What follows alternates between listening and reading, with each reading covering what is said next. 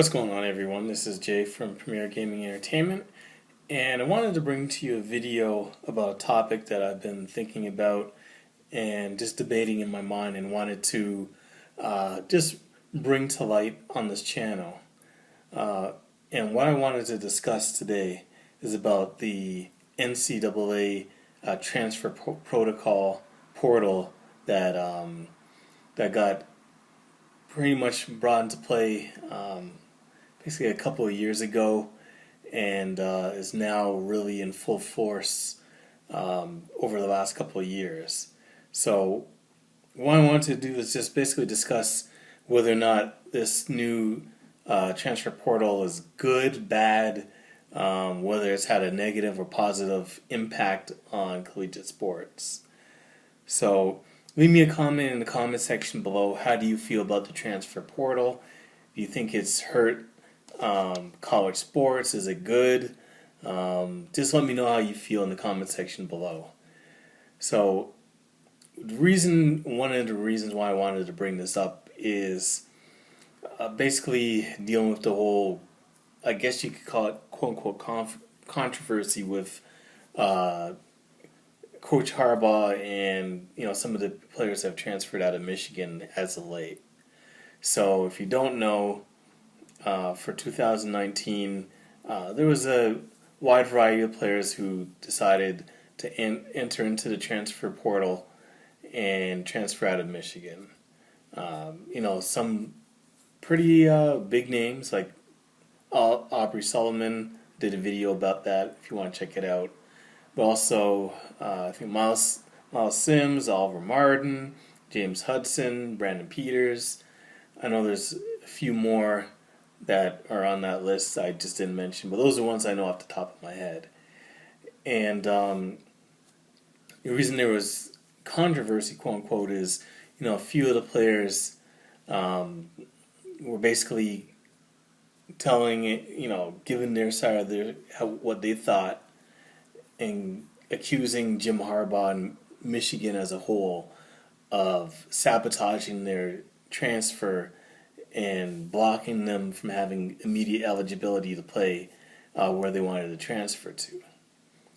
So, from my knowledge anyways, and what I've read and heard, is really not up to the school that you're transferring from as far as to block or anything like that. You just fill out the paperwork, you enter into the portal, and then the powers that be in the NCAA make some sort of determination whether or not you're eligible to play right away, if you have to wait, whatever the case may be. And you had a couple players in Miles Sims and James Hudson that claimed that Michigan sabotaged them. But you had other players like Oliver Martin and Aubrey Solomon that were granted immediate eligibility. So I think that kind of puts that to rest as far as that goes. It's not 100% proof, but to me, if anyone were to have quote unquote got blocked from being able to transfer, it would have been Aubrey Solomon.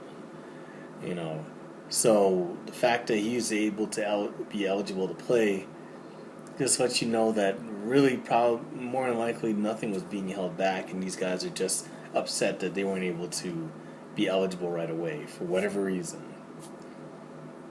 But the thing that I've noticed, and the way I see this transfer protocol and portal go is, to me, it almost seems like free agency.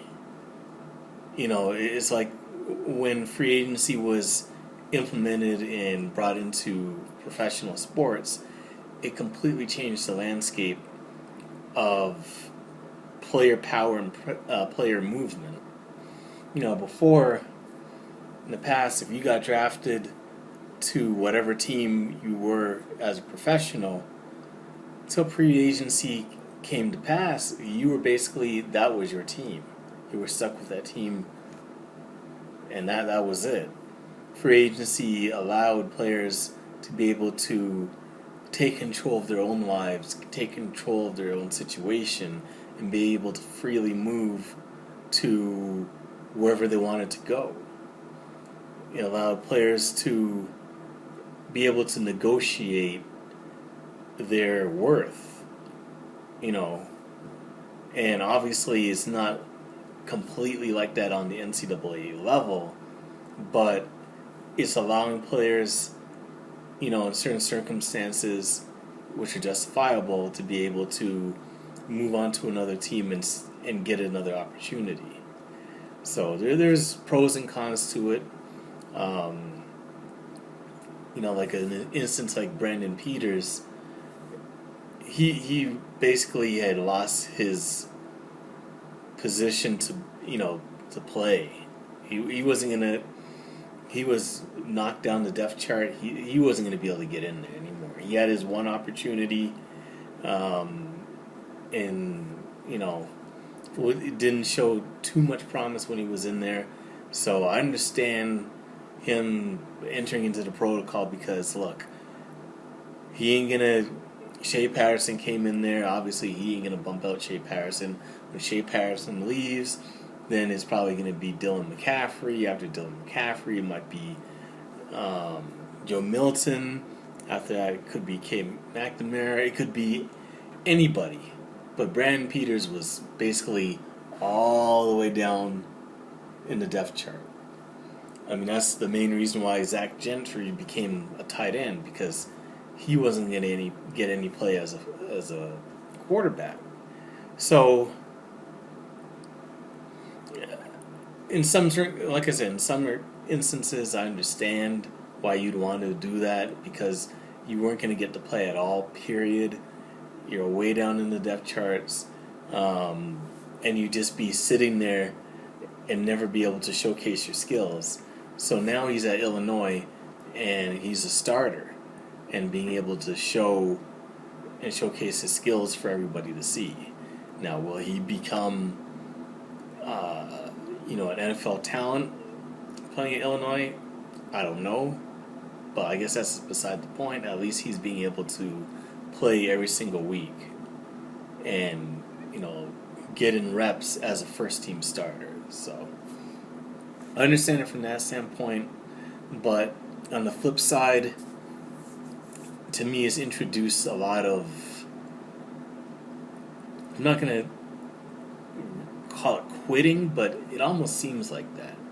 So in some instances, if players feel that they're not going to be able to play right away, they're going to just enter into the portal in order to transfer to another team and maybe be able to get an opportunity to, you know, start right away.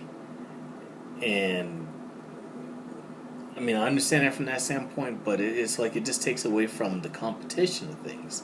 Like now, it's no longer, oh, I'm gonna work my butt off so that I'll have an opportunity to beat out the person that is probably going to be in front of me. That's no longer the case. Now it's just about, let me just enter into the portal, be eligible. This coach says that I'll be able to be able to go in right away and play, and I'll just play at some offshoot school, but actually, you know, still actually be able to play right away. So it's created that dynamic. I heard when I was watching the game last Saturday against Middle Tennessee, and Joe Milton came in the game, and they were saying, I thought this was real interesting when they brought it up. And it's probably some truth to it, but after Shea Patterson, they didn't name who was the number 2 quarterback. And I guess the main reason why is because of, once again, that transfer portal, because I guess it'll discourage, you know, one of the quarterbacks, if he feels that he's way down in the depth charts and he knows that's where he is in the pecking order, he may go ahead and say, you know what, I'm just going to go and enter my name into the portal because I'm way down in the depth charts. I'm never going to make my way up. So just make it, I guess the coaching staff feels, we're just going to make it where you're not definitively assigned a particular role so that you can still feel that you have a chance to be that number two. And I think that's unfortunate, but I guess that's just how it is. In this day and age, you have to kind of, I guess, play that game in order to get guys to stay committed and still work hard and stay trying to strive to, eventually be the man. So from that standpoint, the transfer portal can be a down and a negative because it's taking away from players, trying to work hard and trying to achieve, improving themselves so they can become the man, as opposed to, just be given that opportunity by transferring out. So it is what it is. I've seen many guys that have transferred and it hasn't worked out for them. So it's not always a guarantee that if you transfer out of a program and go to another school, that automatically you're going to be the man. It just doesn't happen. Remember, at the beginning of the season, this has nothing to do with Michigan football, but the quarterback, what was his name? Tate Martell, I think it is, from Ohio. He had transferred out once Justin Fields had transferred in because, I guess he felt that he lost a spot that he thought he was going to get. So he had transferred to Miami in order to be the man in Miami. Come to find out that he ended up losing his job, and now he's not even going to be a starter in Miami. So it doesn't always work out that way, that just because you transfer out and another coach says that you're going to get the opportunity to start right away, that comes to pass. You still have to earn your spot. And in the case of Tate Martell, he ended up not even getting that starting gig when he went down to Miami. So it's not always automatic. I remember also I was looked up a couple players that, one player in particular, Devin Asiasi. I did a video on him a couple years ago as far as him transferring out of Michigan and going to UCLA. And, he lost 1 year. One thing, you don't lose your eligibility, but you do lose 1 year of your life, per se, while you're in that transfer if you don't get made eligible. Now, I think that might have been just before they made that transfer portal, but he had to sit out a year, and I guess they say they do that so that you can get acclimated with the new school, make sure you're academically safe and set before they allow you to get back into athletics. But he transferred out of Michigan. I know it wasn't about playing time or anything like that. From what I heard, it was about him feeling homesick and having personal issues at home and wanting to transfer back home. But he's, from what I saw, his stats have not been the greatest. I mean, he's only, I think in 3 years, he's only got eight receptions or something like that. So he's not exactly flourishing in UCLA. So grass is not always greener on the other side. So it's just one of those things where, something new is growing its own legs and it's built up to be a life of its own. So I guess we're just going to see how it evolves and how it changes and how it plays out as far as, in the future, and see how that goes. So anyways, that's it for the video. Thank you for watching it.